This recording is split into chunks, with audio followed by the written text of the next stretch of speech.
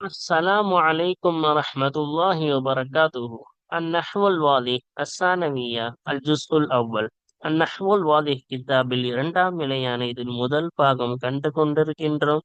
அல்ஹம்துலில்லாஹ், இதுவரை 112 பாடங்கள் முடிந்து இன்ஷா அல்லாஹ் இன்று 113வது பாடத்தை நாம் துவங்க உள்ளோம். இந்த பாடத்தின் மூலம் முழுமையாக விளங்கி அரபி இலக்கணத்தை கற்றுக்கொள்வதற்கு அல்லாஹு தாலா தௌஃபீக் செய்வானாக. ஆமீன். இந்த சேவைகள் எவ்வித தொய்வின்றி தொடர்ந்து நடைபெறுவதற்காக துஆ செய்யுங்கள். இன்னும் ஆதரவு தாருங்கள். நன்மையில் ஒன்று சேர்வோம், முந்திக் கொள்வோம். இந்த சேவைகளை நடத்தி கொண்டு வரும் ரகீப் எஜுகேஷனல் ட்ரஸ்டிற்காக வேண்டி நன்கொடை தர விரும்பினால் இங்கு அக்கௌண்ட் டீட்டெயில்ஸும் QR ஸ்கேன் கோடும் கொடுக்கப்பட்டுள்ளது. இந்த தீன் சேவையில் உங்களையும் பங்கேற்றுக் கொள்ளுமாறு கேட்டுக்கொள்ளப்படுகிறது. அல்ஹம்துலில்லாஹ். இன் வமா வலா வலாத்தல் முஷப்பஹாத்து பிலைஸ. லைஸவை கொண்டு ஒப்பாக்கப்பட்ட இன், இன்னும் மா, இன்னும் லா, இன்னும் லாத்த. இந்த பாடத்தை பற்றி இதோடைய உதாரணங்கள், அதோடைய பஹ்ஸ் ஆய்வு, அதோடைய சட்டங்கள் அனைத்தையும் நாம் கண்டுவிட்டோம். இது அனைத்திற்கும் இல்லை என்றுதான் அர்த்தம். அதே போல் லைஸ இஸ்முக்கு ரஃபா செய்யும், ஹபருக்கு நசபு செய்யும். அதே போல் அதுக்கு அதான் சொல்கிறார்கள், லைஸை கொண்டு ஒப்பாக்கப்பட்ட இன் மா வலா வலாத்த. இந்த நான்கும் அமல் செய்யும். லைஸ எப்படி இஸ்முக்கு ரஃபாம் ஹபருக்கு நசபும் செய்யுமோ அதே போல இவை நான்கும் அமல் செய்யும். ஆனால் சில நிபந்தனைகள் உள்ளது. அந்த நிபந்தனைகள் இருந்தால்தான் அமல் செய்யும். அந்த என்னென்ன நிபந்தனைகள், தொடர்ந்து அவை அனைத்தையும் நாம் கண்டு கொண்டோம், கடந்த பாடங்களில் கண்டோம். வாருங்கள், இன்று நாம் என்ன செய்வோம், அதோடைய பஹஸ் முடித்துவிட்டு காய்தாக்கள் முடித்து தம்ரீனாத்துகள் பல கடந்த பாடங்களில் பார்த்து கொண்டிருக்கின்றோம். வாருங்கள், கடைசி பயிற்சியை இப்பொழுது நாம் காண்போம். 8வது பயிற்சி. இஷ்ரஹ் அஹதல் அபியாத்தில் ஆத்தியதி. பின்வரக்கூடிய கவிதைகளில் ஒன்றை விவரி. சும அரிபுகு. பிறகு அதற்கு ஏராப் வழங்கு. இப்ப பின்னாடி 3 கவிதைகள் நம்மளுக்கு என்ன செஞ்சுட்டாங்க, எடுத்து காட்டிட்டாங்க. ஆனா ஒண்ணு விளக்கிட்டா போதுன்றாங்க.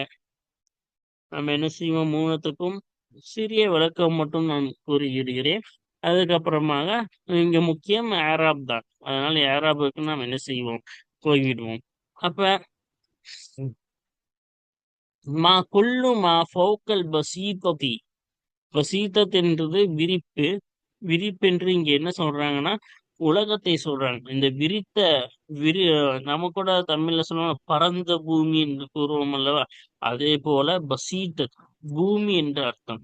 பூமிக்கு மேலே இருக்குமே அதில் ஒவ்வொன்றும், பூமிக்கு மேலே இருக்குமே அதில் ஒவ்வொன்றும் ஆகிறது காஃபியன், போதுமானதாக இல்லை. இப்போ பூமிக்கு மேலே உள்ள இருக்குமே அதில் ஒவ்வொன்றும் காஃபியன், போதுமானதாக இல்லை. வைதா கனிஅத்த, நீ மன நிறைவு கொண்டால், நீ என்ன செய்யற, எதுவுமே போதுமானதா இல்லை, சரியா? ஆனா நீ என்ன செய்கிறாய், மனநிறைவு கொண்டால், எனக்கு இது போதும்னு நீ நினைத்து கொண்டால், ஃபபாது ஷைஇன் காஃபின், சில விஷயம் காஃபின், போதுமானதா இருக்கும். என்ன சொல்ல வராங்கன்னா, பூமியை பொறுத்த வரைக்கும் 10 ரூபா இருக்கிறவன் 100 ரூபா சம்பாதிக்கணும்னு ஆசைப்படுவான். 100 ரூபா இருக்கிறவன் 1000 ரூபா சம்பாதிக்கணும்னு ஆசைப்படுவான். 1000 ரூபா, 2000, லட்சம், லட்சத்துல இருக்கான் கோடி, கோடியில இருக்கான் 100 கோடி, 100, 1000 கோடி, லட்ச கோடி அப்படின்னு ஒருத்தவனை பார்த்து ஒருத்தவன் ஆசைப்பட்டுக்கிட்டே தான் இருப்பான். இந்த பூமி முழுக்க ஒருத்தவனுக்கு கொடுத்தா கூட போதுமே ஆகாது. பூமியில யாருமே மன நிறைவா இருக்கவே முடியாது. ஒருத்தவன் பார்த்தா ஒருத்தவன் மேலேதான் இருப்பான். அவனை பார்த்து இவன் பொறாம, அவனை பார்த்து இவனை பொறாம. இப்ப போதுன்ற தன்மை யாருக்குமே இல்லை உலகத்துல. இப்ப நம்ம நினைப்போம், ஒரு லட்ச ரூபா வச்சிருக்கவனை பார்த்து நினைப்போம், அவன் நல்லா சந்தோஷமா இருக்கான்ப்பா, நிறைய சம்பாதிக்கிறான். ஆனா அவனுடைய மனநிலை தெரியுமா? கோடி கணக்கான வச்சிருக்கவங்க பார்த்து அவன் பொறாமப்படுவான். இப்போ கோடி கணக்குல வச்சிருக்கான், அவனும் சந்தோஷமா இருக்கான். அந்த கோடி கணக்கு வச்சிருக்கான் சும்மா இருப்பானா? அதற்கு மேல இருக்கிறவனை பார்த்து பொறாமப்படுவான். அவன் பார்ப்பா லட்ச கோடி வச்சிருக்கான். அவன நம்ம ஆகணுமே. அப்ப எவனுமே மனசு நிறைவா இருக்க முடியாது. ஒருத்தன் ஒண்ணுக்கு மேல ஒண்ணுக்கு மேல என்ன இருக்கு? ஒவ்வொருத்தரும் போதுமாகவே ஆகாது. மனசு போதுமானதே ஆகாது. ஏன்னா தேட தேட வந்துகிட்டே தான் இருக்கும். உலகம் நம்மளுக்கு நிறைய கொடுத்துக்கிட்டே தான் இருக்கும். ஆனா நீ மனசு நம்மளுடைய மனசு இருக்கிறதுல இதுவே போதும்னு நினைச்சிட்டா, அந்த 10 ரூபாவே எனக்கு போதும், எதுக்கு அவ்வளவு காசுன்னு நினைச்சிட்டா, நம்ம மனசு இருக்கிறதல்லவா, அதுல போதும் என்ற தன்மை நம்ம மனசுக்கு இருந்தாவே, ஒரு 10 ரூபா இருந்தா கூட அவன் மனசு போதுமாயி நிம்மதியா வாழுவான். அவ்வளவுதான் விஷயம். அப்ப லட்சங்கள் கோடி காசு வர வரதான் மனசு நிறைவாகணும், ஆகவே ஆகாது. அதை வச்சு மனசு நிறைவு ஆகவே ஆகாது.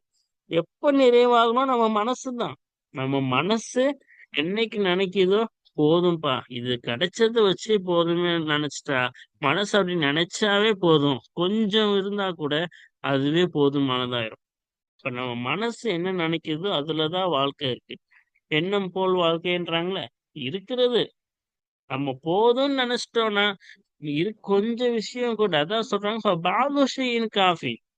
இந்த உலகத்தின் மேலே இருக்கும் ஒவ்வொன்றும் போதுமானதாக இல்லை, இருக்கவே இருக்காது. ஒருத்தவங்களை பார்த்து ஒருத்தவங்க ஆசைப்படுவாங்க.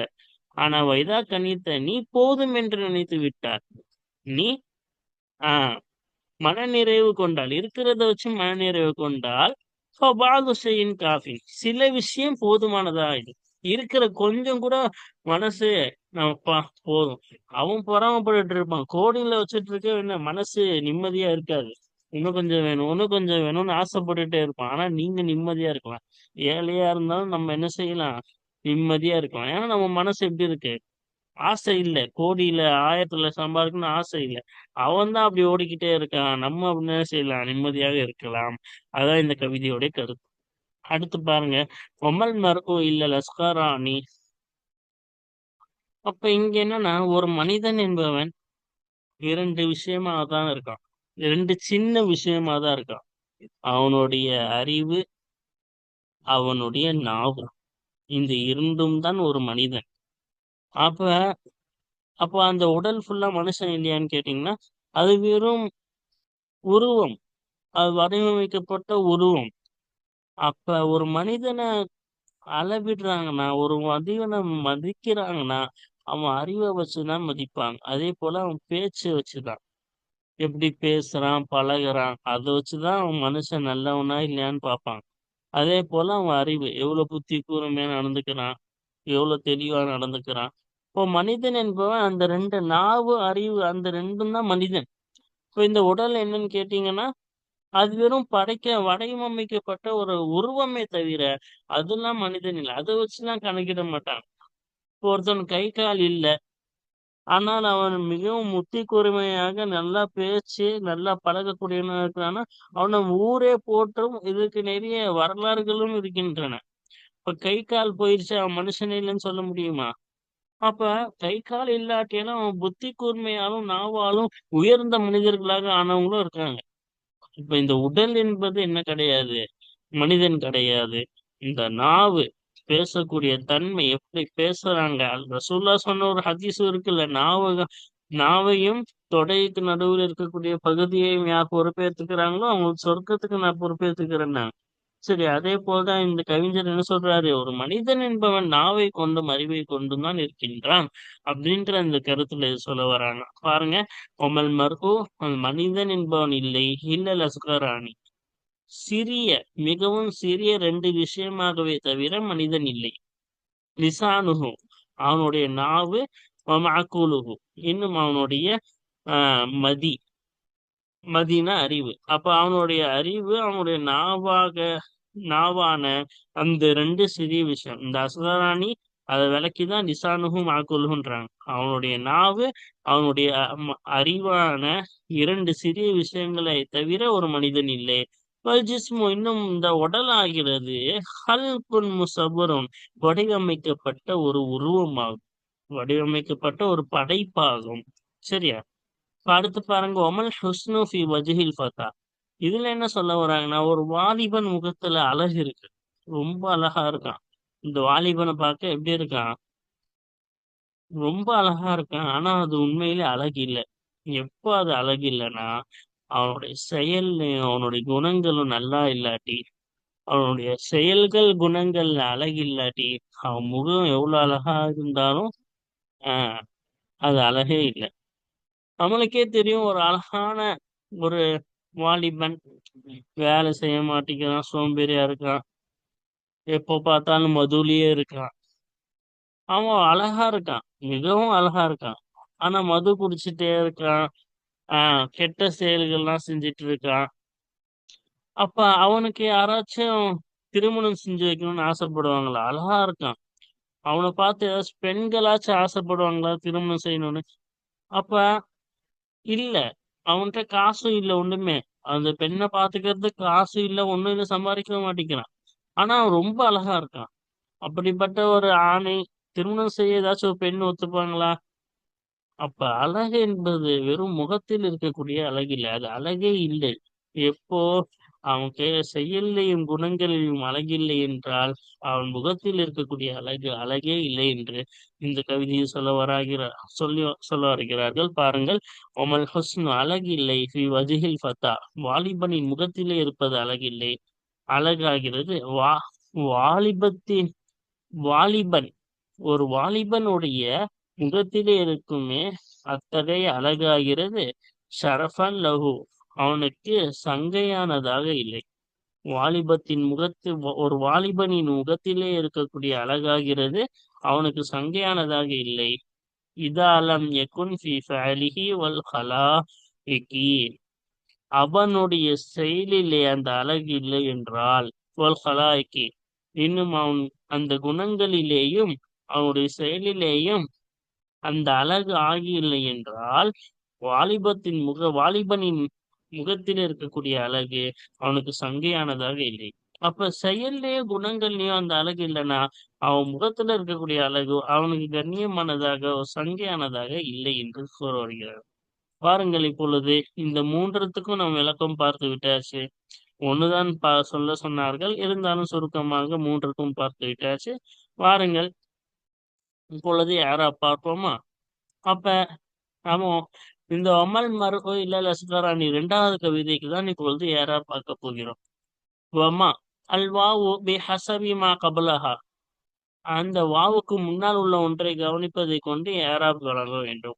இப்ப வாவுக்கு என்ன ஏராப்னு இதுக்கு முன்னாடி உள்ள கவிதையை வச்சுதான் நம்ம என்ன செய்ய முடியும்? ஏராப் வழங்க முடியும். நம்மளுக்கு ஒரு கவிதை தான் கொடுத்துருக்காங்க. அதான் அதுக்கு ஏராப்பே சொல்லல. என்னன்னு சொல்லிட்டாங்க? அந்த வாவுக்கு முன்னால் உள்ள ஒன்றை கவனிப்பதை கொண்டு ஏராப் பெறும். சரியா? இப்ப மா என்பது நாஃபியத்துன் முல்காத்துன் மபனியத்துன் அல சுக்கூனி, நஃபி செய்யக்கூடியது, இல்லை என்ற அர்த்தம் கொடுக்கக்கூடியது. அமல் வீணடிக்கப்பட்டது சுக்கூனின் மீது மபனியாகும். இந்த மால அலிஃப் வந்துருச்சுல, அலிஃப் சுக்குன் மட்டும்தான் வரும். அப்ப சுக்குனின் மீது மபனியாகும். அடுத்த அல் மர்உ என்பது என்னது? முபத்ததும். இப்ப முல்காத்துன் அமல் வீணடிக்கப்பட்டதுன்னு சொன்னாங்களே, அது காரணம் என்னன்னா இல்லா வந்துருச்சு. இல்லா வரக்கூடாதுன்னு நம்ம பார்த்திருக்கோம்ல. இல்லா வந்து அது லைசோடைய அமல் செய்யாது, அமலே செய்யாது. சரியா? அதனால்தான் இது வீணடிக்கப்பட்டது. அதனால்தான் அல் மர்ஹு என்பது இஸ்மு மான் போடல. என்னன்னு போட்டாங்க? முபத்ததஉன் போட்டாங்க. இப்ப இது முபத்ததா, இந்த மான் அமலே செய்யாது. சரியா? அல் மர்ஹு என்பது முபத்ததாவாகும். மர்ஃபூன் ரஃபா செய்யப்பட்டதா இருக்கும். வஅலாமத்து ரஃபிஹி, இன்னும் அதோடைய ரஃபோடைய அடையாளமாகிறது அல்லம்மத்து லாஹிரத்து, வெளிப்படையான லம்மத் ஆகும். இப்ப ரஃபா செய்யப்பட்டது ஏன் முபத்ததாக்கு ரஃபா தானே வரும். அதே போல அது ரஃபாவுடைய அடையாளம் ஆகிறது வெளிப்படையான லம்மு. இந்த இருக்குல்ல, லம்மு கொடுத்துருக்கோம்ல. அடுத்து பாருங்க, இல்லா அதாத்து இஸ்திஸ்னா இன், இது இஸ்திஸ்னாவுடைய அதாத் தவிர என்ற அர்த்தம் கொடுக்கும். அதுதான் என்னது? இஸ்திஸ்னாவுடைய ஒரு எழுத்தாகும். முல்காத்துன் அமல் வீணடிக்கப்பட்டதா இருக்கும். அப்ப இல்ல எப்படி வந்து சில நிபந்தனைகளோட தான் அமல் செய்யுமோ, அதே போல இல்லாவும் என்ன செய்யும்? சில நிபந்தனைகளோட தான் அமல் செய்யும். அந்த நிபந்தனைகள் இங்கே இல்லாததனால் இதுவும் அமல் வீணடிக்கப்பட்டது. மபுனியத்து நல்ல சுக்கூனி, சுக்குனின் மீது மபுனியாகும். சரியா?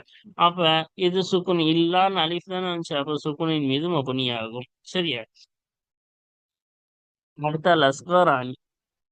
அஸ்கரானிக்கு என்ன யாராபு? அல் மர்ஹு முப்ததாவா? அப்ப அல் அஸ்கரானின்றது ஹபர். ஹபருன் மர்ஃபூஉன். ஹபருக்கு என்ன யாராபு? ரஃபா தானே. அப்ப அதான் ரஃபா செய்யப்பட்டதா இருக்கும், ஹபரா இருக்கும். வஅலாமத்து ரஃபிஹி, இன்னும் அந்த ஹபருடைய ரஃபின் அடையாளமாகிறது அல் அலிஃபு. இந்த அலிஃப் இருக்குல்ல, ஏன்னா இருமையை குறிக்கக்கூடிய தஸ்னியா தானே இது. அப்ப தஸ்னியாவாக ஒரு வார்த்தை வந்தால் அதற்கு யாராபு ரஃபா கொடுக்கும் பொழுது, ரஃபாவுடைய காலத்தில் அந்த நிலைமையில் வரும் பொழுது அதுக்கு அடையாளமாக என்ன செய்வாங்க? அலிஃப் கொடுப்பாங்க. இதே நசபு ஜருன்னா யா கொடுப்பாங்க. இங்க அலிஃப் கொடுத்திருக்காங்க. சரியா? லிஅன்னஹு முசன்னன், ஏனென்றால் நிச்சயமாக இந்த ஹபர் என்பதாகிறது முசன்னன், இரட்டிப்பாக்கப்பட்டதா இருக்கிறது. அப்ப இரட்டிப்பாக இருமையை குறிக்கக்கூடியதா இருக்கிறது. அதனால அலிஃபை கொண்டு என்ன செஞ்சோம்? இந்த ரஃபாவுடைய அடையாளமா கொடுத்தோம். அடுத்து பாருங்க லிசானுஹு. அப்ப அவனுடைய நாவு. அப்ப நம்ம முன்னாடியே சொன்னோம், இந்த அஸ்வராணிங்க தான் அதுக்கு அது என்னன்னு தான் பின்னாடி லிசானுகும் மாக்குலுகும் விளக்குறாங்க. இப்ப இது பதில், இதுக்கு பகரமா வந்திருக்கிறது தான் இது ரெண்டும். சரியா? அதான் சொல்றாங்க லிசான் என்பதாகிறது பதிலுன், பதிலாகும். இந்த அஸ்கரானிக்கு பதிலாக இந்த இரண்டு சிறிய விஷயம், அதான இந்த ரெண்டும். அப்ப அதுக்கு பகரமா இது வந்திருக்குது. சரியா? இப்போ மர்ஃபூன் ரஃபா செய்யப்பட்டதா இருக்கும். லிசானு ரஃபா தானே செஞ்சோம். வஅலாமத்து ரஃபிஹி, இன்னும் அந்த பதிலுடைய ரஃபின் அடையாளமாகிறது அல்லம்மத்து லாஹிரத்து, வெளிப்படையான லம்மத் ஆகும். வெளிப்படையான லம்மத். அப்ப இதுக்கு ஏன் ரஃபா கொடுத்தோம்? ஏனென்றால் பதில் அது முபுதல் மின்ஹுவை என்ன செய்யும்? யாராபில் பின்தொடரும். அப்ப அஸ்கரானி என்பது ஹபரு. இந்த ஹபருக்கு பகரமா தானே இது வந்திருக்குது. அப்ப இதுக்கு என்ன யாராப் வரும்? இதுக்கு ரஃபா தானே வந்துச்சு. அப்ப இதுக்கு பகரமா இது வந்திருக்கிறதுனால பதில் என்ன செய்யும்? எதுக்கு பகரமாக வந்ததோ அதோடைய யாராபையும் பின்தொடரும். அப்ப இங்க ரஃபா வந்துச்சு, அதனால இதுவும் ரஃபா. அதுக்கு அடையாளமாக இங்க என்ன செஞ்சோம்? லம்மத்தும் கொடுத்தாச்சு.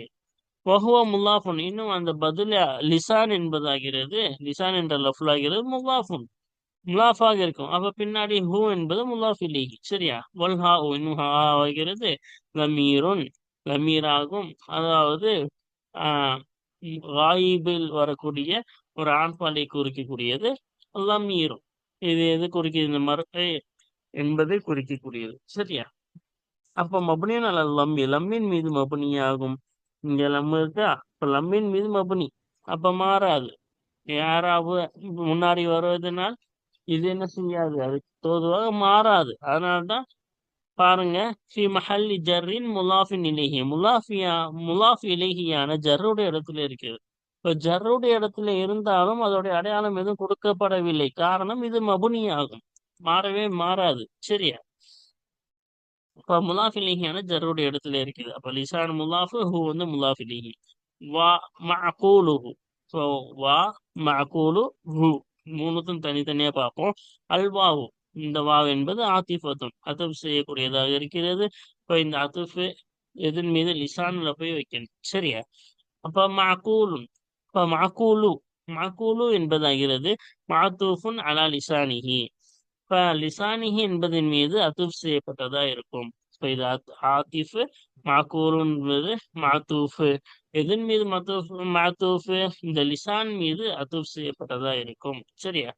அப்ப மர்ஃபூன் ரஃபா செய்யப்பட்டதா இருக்கும். அப்ப ஒரு அத்தீஃப் மஅதூஃப் என்ன செய்யும்? ஒரு மஅதூஃப் எதன் மீது அத்துஃப் வைக்கிறோமோ அதை பின்தொடரும். அப்ப இந்த எதன் மீது அத்துஃப் வச்சு? இந்த மாக்கூல லிசான் மீது அத்துஃப் வச்சோம். அப்ப ஏராப்ல இதுதான் பின்தொடரும். இப்ப லிசானுக்கு என்ன ஏராபு? ரஃபா. அதனால மாத்தூஃபுக்கும் என்னதான் ஏராப் வரும்? ரஃபா தான் வரும். அதனாலதான் மர்ஃபூன் ரஃபா செய்யப்பட்டதா இருக்கும். வாலாமத்து ரஃபிஹி, இன்னும் அதோடைய ரஃபாவுடைய அடையாளமாகிறது லம்மத்து லாஹிரது, வெளிப்படையான லம்மத் ஆகும்.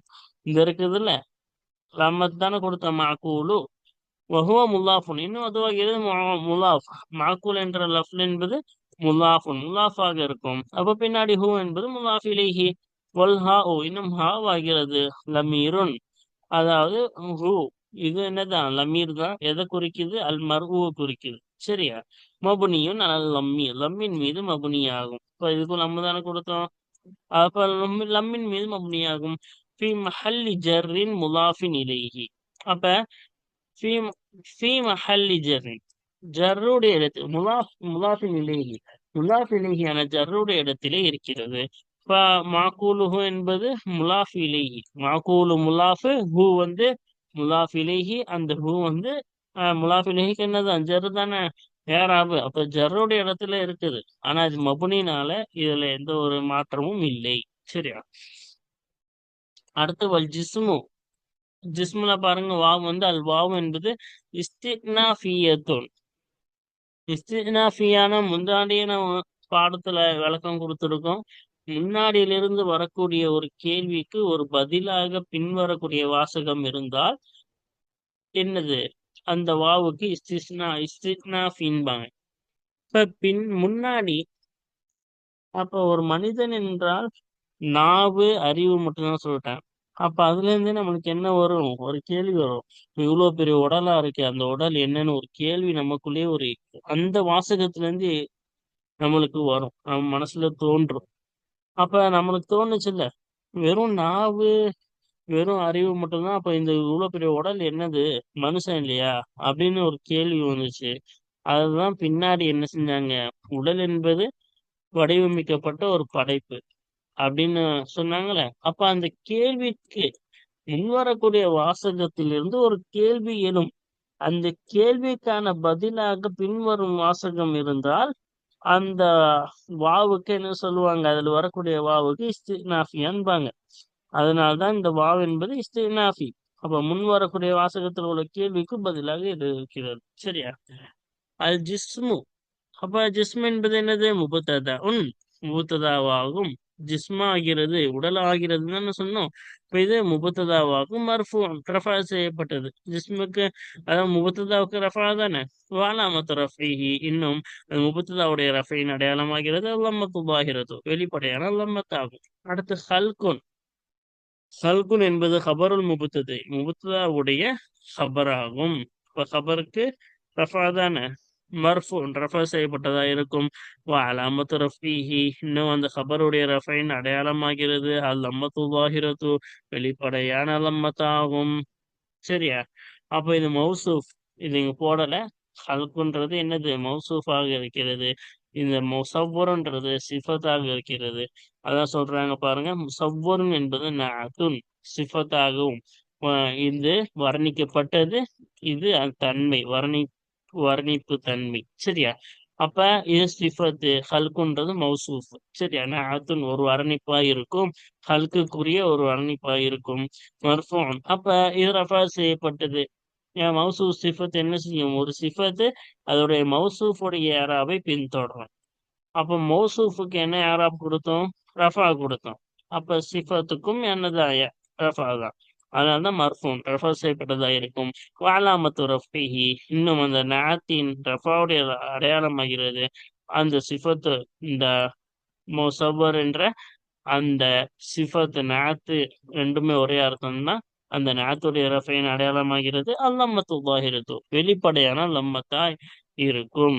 இங்க முசவ்வருன்னு சொன்னாங்களே, முசவ்வருன்னு வரணும், கவிதைக்காக முசவ்வருன்னு படிச்சோம். சரியா? அல்ஹம்துலில்லாஹ், இதுடன் இந்த பாடம் முடிவடைந்து விட்டது. வாருங்கள் தொடர்ந்து ஒரு புதிய பாடத்தை, அடுத்த பாடத்தை நாம் காண்போம். அஸ்ஸலாமு அலைக்கும் வரஹ்மத்துல்லாஹி வபரகாத்துஹு.